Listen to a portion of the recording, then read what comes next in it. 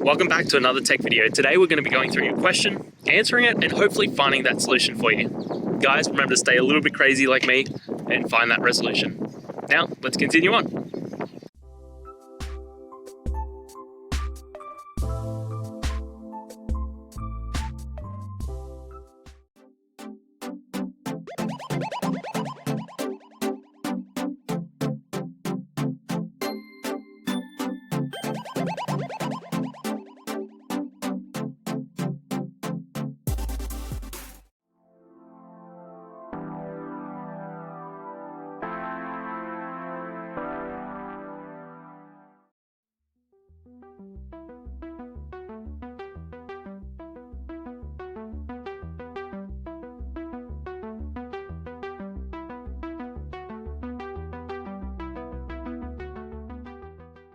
And that's it, guys.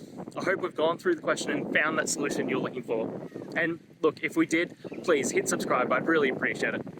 And until the next time you need technical help, I hope you have a good one. Cheers.